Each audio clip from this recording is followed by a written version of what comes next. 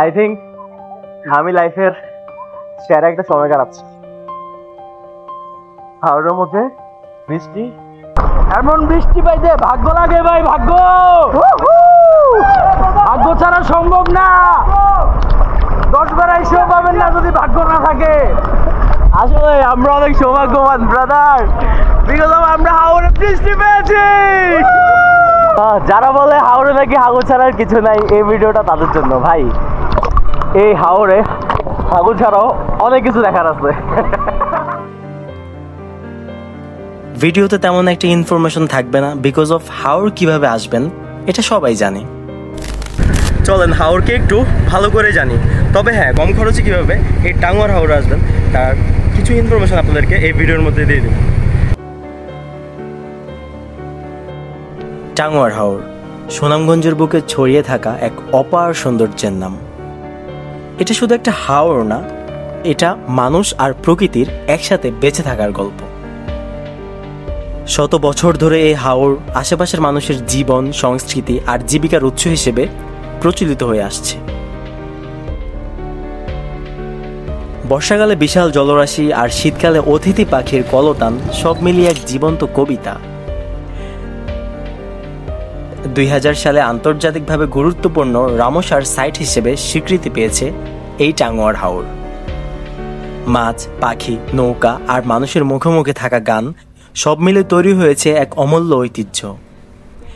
এই হাওড়কে ভালোবাসা মানে প্রকৃতিকে ভালোবাসা, আর প্রকৃতিকে ভালোবাসা মানে আমাদের ভবিষ্যৎকে বাঁচিয়ে রাখা।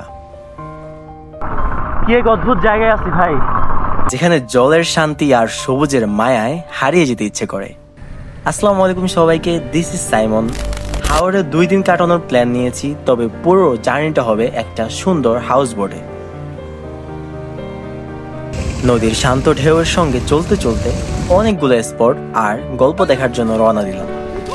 শুধু কি আমি একাই দেখব? মোটেও না। চলেন আপনাদেরকে এই টাঙ্গুয়ার হাওরের অজানা সৌন্দর্যগুলা একসাথে ঘুরে দেখাই। ব্লগটা শুরু করা যাক।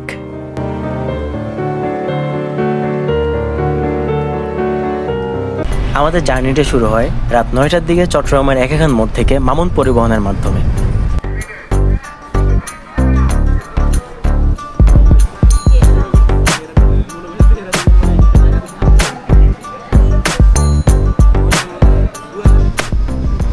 সারা রাত জার্নি করার পরে সকাল প্রায় 8:30টার দিকে আমরা পৌঁছালাম সুনামগঞ্জের পাঞ্চি রেস্টুরেন্টের সামনে। আমরা সকালের নাস্তা সেরে একটা টমটমে করে রওনা দিলাম তাহিরপুরের উদ্দেশ্যে। ছবিটা তুলি। তুমি কয়দিনের লং ট্যুর আসছো বলো? আমি একদিনের। হ্যাঁ, একদিনের লং ট্যুরের জন্য এত বড় ব্যাগ? 10টা শাড়ি আছে। কয়টা শাড়ি? 10টা। ক্যামেরা আমারে দেন। 10টা শাড়ি জানছে কি? ট্যুরে আসে না, ফটোশুটে আসছে। 10টা শাড়ি আনছে। 10টা শাড়ি মানে এই ঢাকায় 10টা শাড়ি। আবার 13টা বাজে যাব। মূলত আমাদের আসল যাত্রা এখান থেকে শুরু। টমটমে যখন আমরা যাচ্ছিলাম, আশেপাশের দৃশ্যগুলো এতই সুন্দর লাগতেছিল, মনে হচ্ছিল যেন কোনো এক স্বপ্নের মধ্যে ঢুকে পড়েছি। দূরে দূরে পানি, আকাশ আর মেঘের মিলন, মাঝে মধ্যে গাছপালা আর ছোট ছোট ঘর। হাওরের সৌন্দর্য ঠিক তখনই আমাদের কাছে আসেনি, কিন্তু তার গন্ধ যেন বাতাসে ছিল। আমরা নিজেদের মতো করে আড্ডা দিচ্ছিলাম, গান গাচ্ছিলাম, এক অন্যরকম ফিলিংস কাজ করতেছিল মনের মধ্যে। কি বলছে আপনি বলেন। প্রায় 1 থেকে 1.5 ঘন্টার একটা টমটম জার্নি ইনসেন ছিল। আমি ক্লিয়ারলি বলি, পছন্দের মানুষ কাছে থাকলে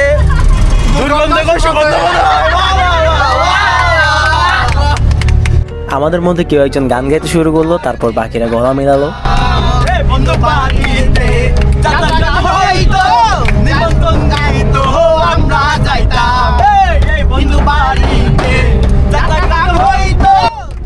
গানের তালে তালে হাওরের হাওয়া সব মিলিয়ে মনে হচ্ছিল আমি যেন এক জীবন্ত কবিতার ভিতর দিয়ে চলছি।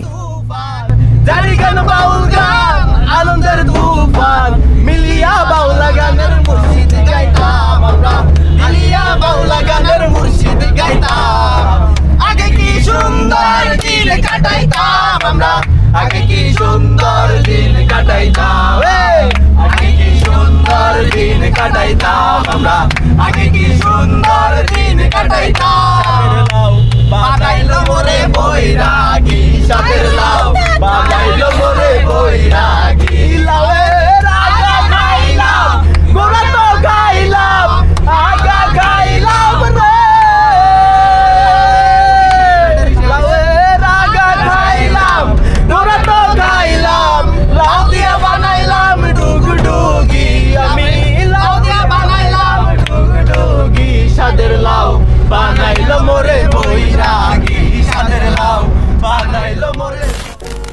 আমরা এখন যাচ্ছি আমাদের বোটের দিকে।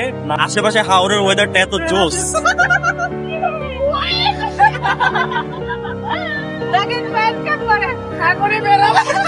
আমরা ৬,০০০ টাকা খরচ করে কোটি টাকার ভিউ দেখতে যাচ্ছি। তো আপনাদেরকে সেই কোটি টাকার ভিউ গুলো দেখাবো। হঠাৎ করে টমটম থেমে গেল আর আমরাও চলে আসলাম তাহেরপুর বাজারে। হ্যাঁ, নিজের মতো করে বাজার করেন। কেমন আছেন? নিজের মতো করে বাজার করেন, তারপর 2 দিন খান না, এটাই মজা। নিজের মতো করে বাজার করে দেন 2 দিন ভরপুর খাইতে পারবেন। হাওড়ের মজা এটা। এখন আছি তাহেরপুর বাজারে। ভাই কলা খাওয়াবেন নি? হ্যাঁ, কলা খায় পুষাইতো না। পোষাইতো না, আর একটু বড় লাগবো। এই তাহেরপুর বাজার থেকে যাবতীয় বাজার কালেক্ট করে রওনা দিলাম বোটের উদ্দেশ্যে। এটার কথা তখন বলছিলাম। চলেন আপনাদেরকে এবার হাওড়ে নিয়ে যাই।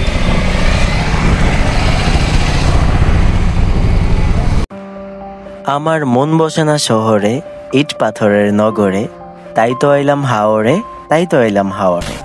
বন্ধুরা, আমাদের মূলত হাওড় জার্নিটা এখান থেকে শুরু হয়। ব্লগটা দেখতে থাকেন, বিকজ এই ব্লগে আপনারা অনেকগুলা সুন্দর সুন্দর স্পট দেখতে পারবেন, বিশেষ করে টাঙ্গর হাওরের বিখ্যাত ওয়াচ টাওয়ার এবং সুনামগঞ্জের শিমুল বাগান। এর পাশাপাশি আমরা 2 দিন কি কি খাবার দাবার করি সেগুলোও আপনারা এই ব্লগে দেখতে পারবেন। তাহলে দেরি কিসের, চলেন গানের তালে তালে হাওরটাকে আরো উপভোগ করা যাক। শহরে ইট পাথরের নগরে, তাই তো আইলাম হাওরে, তাই তো আইলাম হাওরে। মন বসে না শহরে, ইট পাথরের নগরে, তাই তো আইলাম হাওরে, তাই তো আইলাম হাওরে। হাওর মানে বিলাসিতা, হাওর মানেই গান, হাওর মানে মনের মধ্যে ভালোবাসার টান। এই হাওর পারে আইসায় আমার মাতাল মাতাল লাগে, এই রূপ দেখিয়া মন পিঞ্জরায় সুখের পক্ষী ডাকে। এই হাওর পারে আইসায় আমার মাতাল মাতাল লাগে, এই রূপ দেখিয়া মন পিঞ্জরায় সুখের পক্ষী ডাকে। পাতাম যদি খাইকা যাইতে এই হাওরের পারে, ঝিনুক মালা গাইথা কাটাই দিতাম জীবনটারে। আমার মন বসে না শহরে, ইট পাথরের নগরে, তাই তো আইলাম হাওরে, তাই তো আইলাম হাওরে। মন বসে না শহরে। হাওর মানে মায়ায় ভরা মায়াবতীর রূপ, হাওর মানে এই যৌবনটা খুঁজে পেয়েছি খুব। হাওর মানে বিশালতা, অনেক বড় মন, হাওর মানে প্রকৃতির সাথে আমার দেহের মিলন। ভাষায় দেব মনের দুঃখ যত, আর জল দিয়া পূরণ করিব হাজার শুকনো ক্ষত।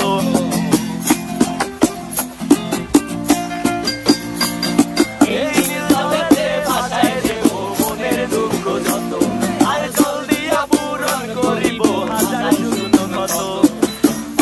যদি চাইতে চাইতে এই হাওরের পারে, ঝিনুক মালা গাইথা কাটাই দিতাম জীবনটারে। আমার মন বসে না শহরে, ইট পাথরের নগরে, তাই তো আইলাম হাওরে, তাই তো আইলাম হাওরে।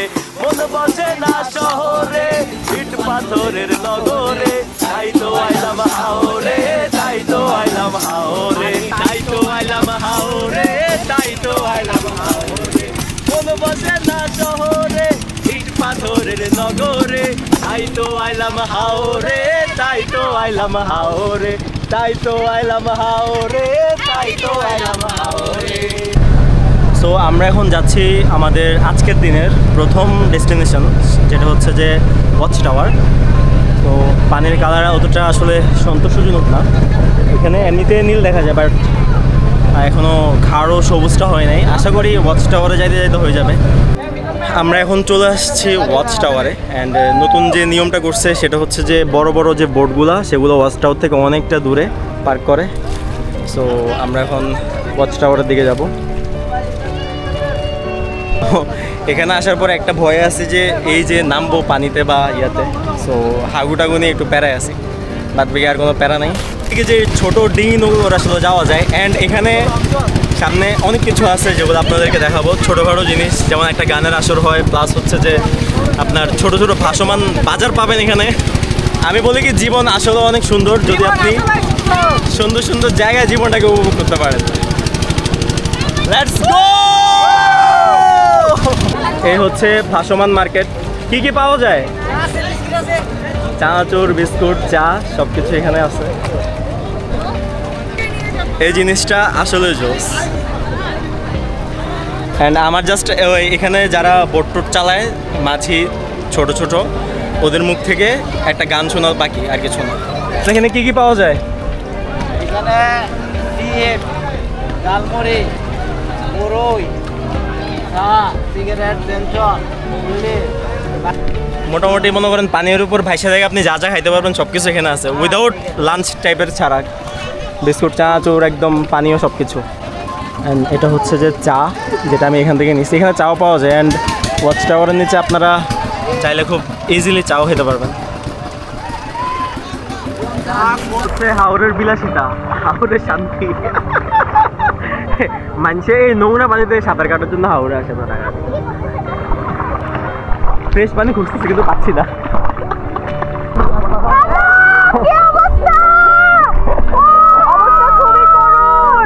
দেখা দেখা। আসসালামু আলাইকুম। অবস্থা আমার চেহারা দেখা যায় না। দেখা যায়, দেখা যায়। ডুব দাও, ডুব দাও, ডুব দাও। আসসালামু আলাইকুম। এই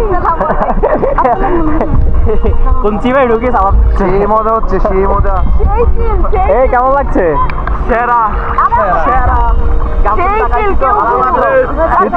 সেই চিল হচ্ছে যদি খাইতে চান। সবাই বলে এখানে নাকি হাগুর পানি পাওয়া যায়। টু বি অনেস্ট এত ফ্রেশ পানি আসলে আমি খুব কমই দেখেছি। আমি সেন্ট মার্টিন যখন গেছি সিমিলার তার মতো ফ্রেশ পানি, হাগুর পানি। মানুষ এত আগের কথা কেন বলো আমার মাথায় কেটে দেবে না। আপনারা যদি এত সুন্দর ভিউ অ্যান্ড আমাদের মতো ফিল করতে চান, অবশ্যই আপনাকে টাঙ্গারাও রাখতে হবে।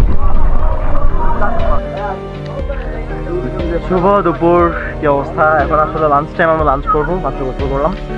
নাও আমাদের নেক্সট ডেস্টিনেশন হচ্ছে ট্যাগের ঘাট, যেখানে আমরা নীলাদ্রি লেক দেখবো, লাকমাছড়া দেখবো। অ্যান্ড কি অবস্থা, কেমন লাগছে? অনেক ভালো। মানে জীবনে যদি বাংলাদেশে এখন বর্তমানে সিজন চলতেছে, যদি আসতে চান হাওড়ে চলে আসে। পানি কিন্তু আসলে অনেক পরিষ্কার। অ্যান্ড ওইদিকে ইন্ডিয়ার শিলংয়ের পাহাড়গুলো দেখা যাচ্ছে। সে ক্যামেরা কতটুকু দেখা যাচ্ছে জানি না, বাট বাস্তবে এগুলো অনেক উঁচু উঁচু পাহাড়গুলো।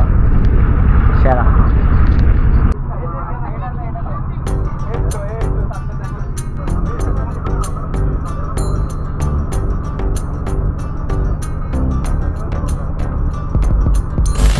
চারোদিকে নীল জলরাশি।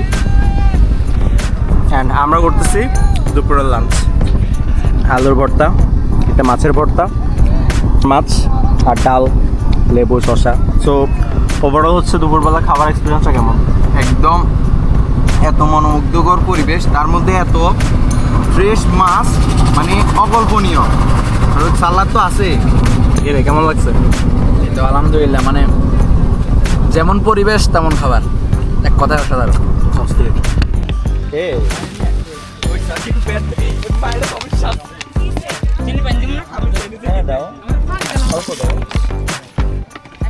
আমরা এখন আসছি লাকমাছড়া। এখানে একটা ব্রিজ আছে, ওদিকে যাচ্ছি। এখান থেকে বিকালবেলা আমরা যাবো নীলাদ্রি লেক। এখন আমরা আছি লাকমাছড়াতে। আর টু বি অনেস্ট এখানে আসলে আমরা যে সিএনজি ভাড়া বা টমটমে করে 1000 টাকা দিয়ে আসছি। আমি মনে করি যে এটা আসলে পুরাই একটা রং ডিসিশন, বিকজ অফ কিছুই নাই। আমরা পানিতেও ভিজতে পারতেছি না। বাইক যে সামনে যাবো, ভালো একটা ভিউ নিয়ে ছবি তুলতে পারবো, সেটাও এখানে অ্যালাউ করতেছে না। সো আপনারা যারাই আসবেন নীলাদ্রি লেকেই সময় কাটান, এখানে 1000 টাকা খরচ করে আসলে আর এসে এত মানুষ দেখার আসলে কোনো দরকার নেই।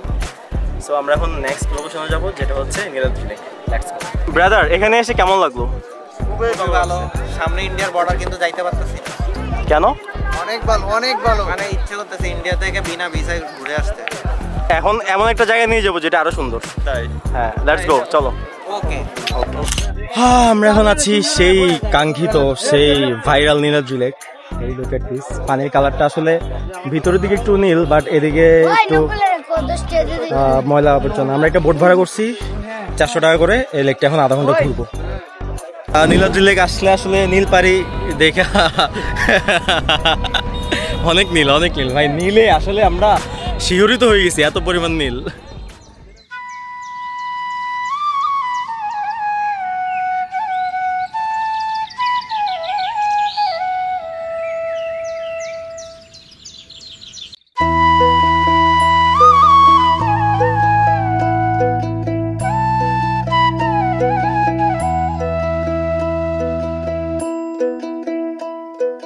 कागज के दो पंख लेके उड़ा चला जाए रे, जहाँ नहीं जाना था ये वही चला है रे। उम्र का ये ताना वाना समझ न पाए रे, जोबा पे जो मोह माया नमक लगाए रे। कि देखे न भाले न जाने न गाए रे, दिशाहारा केमन बोका मनटा रे।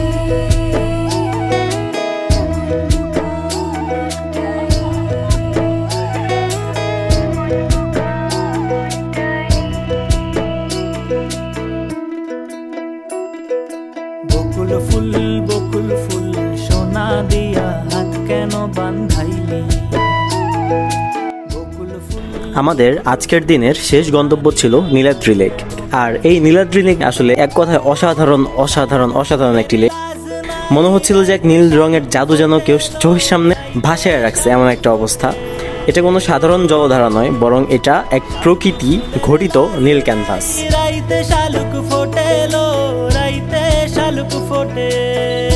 এখানে এসে আমরা অবাক হয়ে গেছিলাম। আমরা যে বোট ভাড়া করছি, ওই বোট ভাড়া করে জাস্ট চারদিকে তাকাচ্ছি, ইন্ডিয়ার এত বড় বড় পাহাড়গুলো দেখতেছি, এন্ড চুপচাপ করে সবাই প্রকৃতিকে উপভোগ করতেছিল।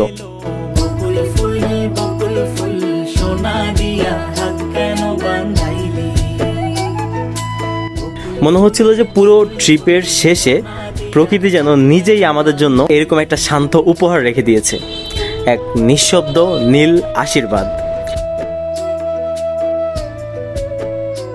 নীল কোনো একটা রং না, এটা একটা অনুভূতি, আর নীলাদ্রি লেক হচ্ছে যে তারও একটি প্রমাণ।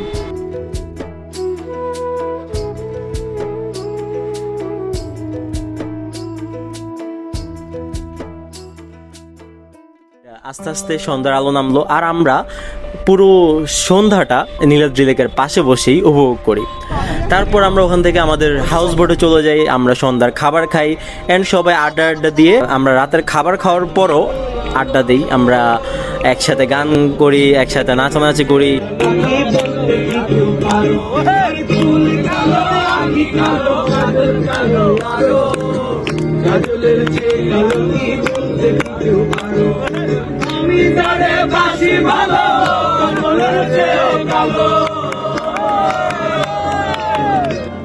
সবকিছু যখন তখন ভিডিও করা পসিবল হয় না, অ্যান্ড কি পরিমাণ আমরা আসলে ক্যামেরার বাইরেও মজা করি সেটা আসলে আপনাদেরকে বুঝাইতেও পারবো না। একটা সময় রাতের 3টা-4টার দিকে আমরা আবার যাই নীলাদ্রি লেকে, অ্যান্ড সকালের ভিউটার জন্য ওখানে সারা রাত বসে বসে আড্ডা দিই। আর সকালের ভিউটা এত পরিমাণ সুন্দর লাগতেছিল যে বলার মতন না। তারপর হাউস বোটে ব্যাক করে আমরা কিছুক্ষণ রেস্ট নিই। রাতের ঘুম আর সকালের আলো মিশে যখন আমাদের জেগে তোলে, তখন আমরা পৌঁছাই শিমুল বাগানে। শুভ সকাল। আজকে হচ্ছে যে দ্বিতীয় দিন, আর আমরা এখন আছি শিমুল বাগান। কি পরিমাণ হাউস বোট এখানে পার্কিং করা। নাও ওইদিকে হচ্ছে শিমুল বাগান, অ্যান্ড আমরা এখন ওই দিকটাতে যাব। এক শান্ত সকালে জাদুকাটা নদীর তীরে বিস্তৃত সবুজ মাঠের মধ্যে হেঁটে চলার যে এক এক্সপেরিয়েন্স, সেটা আমরা এই শিমুল বাগানে এসে নিই। এটা কোনো সরকারি বাগান না, একজন মানুষ জয়নাল আবেদিন নিজের জমিতে হাজারো শিমুল গাছ লাগিয়ে গড়ে তুলেছেন এই স্বপ্নের মতো জায়গাটি। ওখানে আমরা যাওয়ার পরে কেউ ছবি তুলতেছিল, কেউ ভিডিও করতেছিল, এবং অনেকেই ঘোড়ায় চড়ে পুরো শিমুল বাগানের সৌন্দর্যগুলো উপভোগ করে।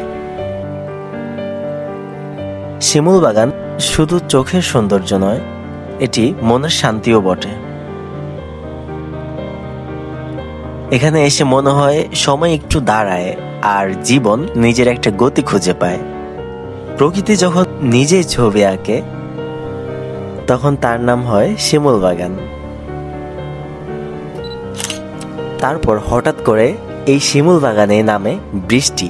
অ্যান্ড ফাইনালি শিমুল বাগানে পড়তেছে আমাদের সেই কাঙ্ক্ষিত বৃষ্টি। ও এই বৃষ্টির জন্য আসলে গতকাল থেকে ওয়েট করতেছি। এত রোদের মধ্যে এই বৃষ্টিটা হচ্ছে একটা আশীর্বাদের মতো পুরা। অ্যান্ড যখনই বৃষ্টি পড়া শুরু করে তখন আমাদের মনের মধ্যে জেগে ওঠে সেই ছোট্ট শিশুটি যে ভিজতে ভালোবাসে, যে দৌড়াতে ভালোবাসে। আর আমি চড়ে বসছিলাম ঘোড়ার পিঠে, আর বৃষ্টির মধ্যে ঘোড়ার পিঠে চড়ে শিমুল বাগানের সৌন্দর্য উপভোগ করতেছি। বৃষ্টি দিয়ে শিমুল বাগানে আমি উঠছি। কেউ দৌড়াচ্ছিল, কেউ বা খেলতেছিল ফুটবল। মানে এক কথায় এই শিমুল বাগানে যতগুলো মানুষ বৃষ্টিতে ভিজতেছিল সবাই ফিরে গিয়েছিল তাদের হারানো শৈশবে। বেস্ট পার্ট, আমরা বৃষ্টি পেয়েছিলাম, কিন্তু তার সাথেও আমরা আরো পেয়েছিলাম মুক্তি, খুশি আর একরাশ নির্ভেজাল স্মৃতি। এটা শুধু শিমুল বাগান নয়, এটা ছিল আমাদের ছোটবেলার সেই স্মৃতিগুলো মনে করিয়ে দেয় যখন আমরা বৃষ্টির সময় কাদায় খেলাধুলা করতাম।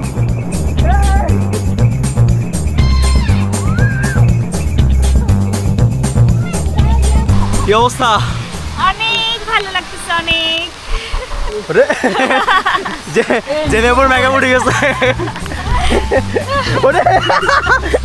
ডাইলি হয়ে গেছে।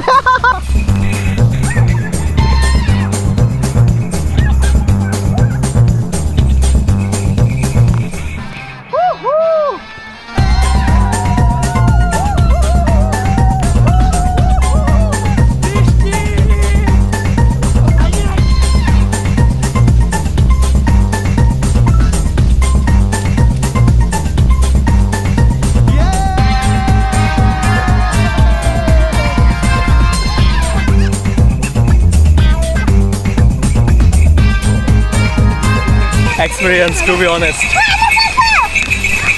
Insane experience. Dora, Dora, Dora, Dora, Pago, Dora.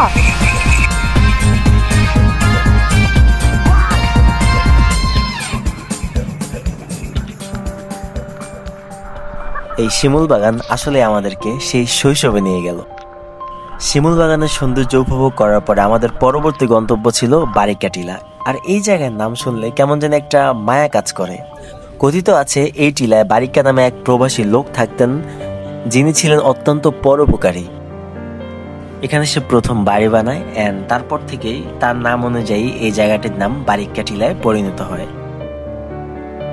ভারতের মেঘালয়ের সীমান্তের একেবারে পাশে অবস্থিত এই টিলা থেকে পুরো জাদুগড়া নদী আর আশেপাশের পাহাড় দেখা যায়। উপরে দাঁড়িয়ে চারদিকে তাকিয়ে মনে হচ্ছিল যে আসলে আমরা শুধু কোনো একটা জায়গা না, বরং আমরা সময়ের বাইরে এক চূড়ায় দাঁড়িয়ে আছি। নরম বাতাস, ভেজা গন্ধ আর দিগন্ত জোড়া সৌন্দর্য বারিকা টিলায় যেন শ্বাস নেওয়ার জন্যই তৈরি করা হয়েছে। আপনি সেখানে দাঁড়িয়ে যখন নদীর ওপারের পাহাড়গুলো দেখতে পারবেন, এন্ড পাহাড়ের উপর ভেসে থাকা মেঘগুলো দেখবেন, তখন মনে হবে আপনি নিজেই একটি মাউন্ট এভারেস্টের উপরে আছেন। টিলা থেকে দেখা জাদুঘাটা আর ভিতর থেকে দেখা নিজেকে, দুটোই যেন একই সূত্রে বাঁধা।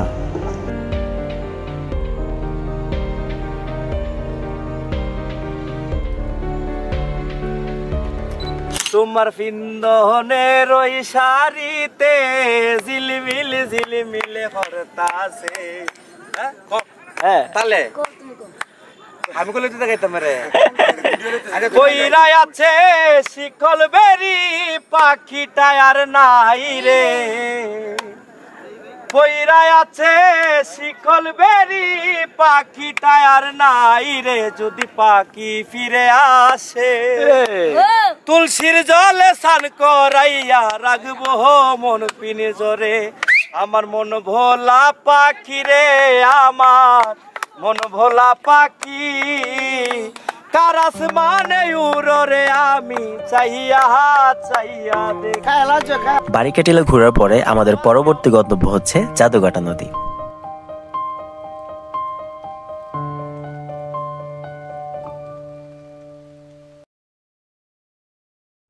বাই দ্য ওয়ে গাইজ, আমাদের হাওরের ভাসমান বাড়ি হচ্ছে জলকুটির। পুরো খোলামেলা একটা হাউস বোট, বন্ধু বান্ধব নিয়ে আসলে বেস্ট মজা করতে পারবেন এখানে।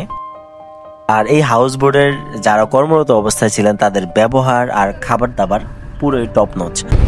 আর এই হচ্ছে যে আমাদের বোটের মেন দাদা। কি অবস্থা? আলহামদুলিল্লাহ ভালো আছি। দাদা গত বছরও আমারে ঘুরাইছে, এবছরও ঘুরাচ্ছে, দাদার সাথে দেখা হয়ে গেছে। ইনশাল্লাহ প্রতি বছর একবার না একবার দেখা হয়ে যাবে। আমাদের আপনিও যদি এমন একটি ট্যুর দিতে চান বা আমাদের মতো মজা করতে চান, তাহলে আপনাকে যোগাযোগ করতে হবে তাবু নিবাসী ট্রাভেল গ্রুপের অফিসিয়াল ফেসবুক পেজে। তাদের আপকামিং ইভেন্টগুলো ফলো করুন আর আপনার পছন্দের প্লেসটি বেছে নিন। চলেন আপনাদেরকে হাওরের শেষ যে আকর্ষণটি সেটি উপভোগ করাই, জাদুকাটা নদী। সুনামগঞ্জের বুকে এক অপার সৌন্দর্যের নাম এই জাদুকাটা নদী। ইতিহাস ঘাটলে জানা যায় এই নদী মূলত মেঘালয়ের পাহাড় থেকে বয়ে চলা ঝর্ণা, ঝিরি আর বৃষ্টির কারণেই সৃষ্টি হয়েছে। 2 ঋতুতে এই নদীর পানির রং পরিবর্তন হয়।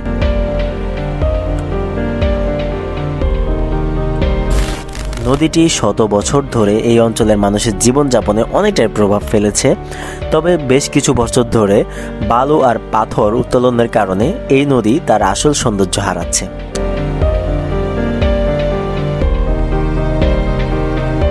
আর আমরা এই নদীর পরিষ্কার শীতল পানি দেখে আসলে আনন্দিত। পানিটা এত পরিষ্কার ছিল, মনে হচ্ছিল পৃথিবীর সব জলের উৎস এখানেই। কেউ নদীতে লাফাচ্ছে, কেউ সাঁতার কাটতেছিল, আর কেউ কেউ মাঝখানে ভেসে আছে একদম চুপচাপ।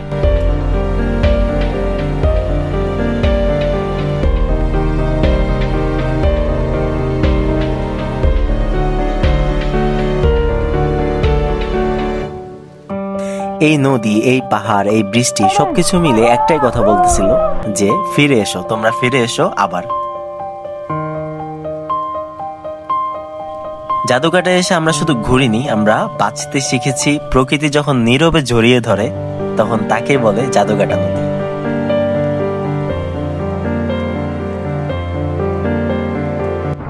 আমাদের লাস্ট ডেস্টিনেশন জাদুঘাটা নদীতে গোসল ডান। নাও আমরা এখন রওনা দেবো ট্যাগের ঘাট রোড। আমাদের জাল বেট দিচ্ছে এখানে, নাকি মাছ কি পাওয়া যায় আসলে? খুব কম না?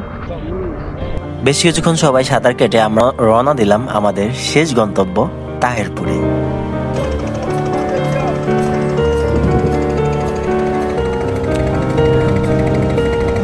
বন্ধুরা, দেখতে দেখতে শেষ হলো আমাদের এই হাওয়ার যাত্রা, কিন্তু প্রকৃতির সঙ্গে আমাদের এই বন্ধন, এই ভালোবাসা এ তো শেষ হওয়ার না।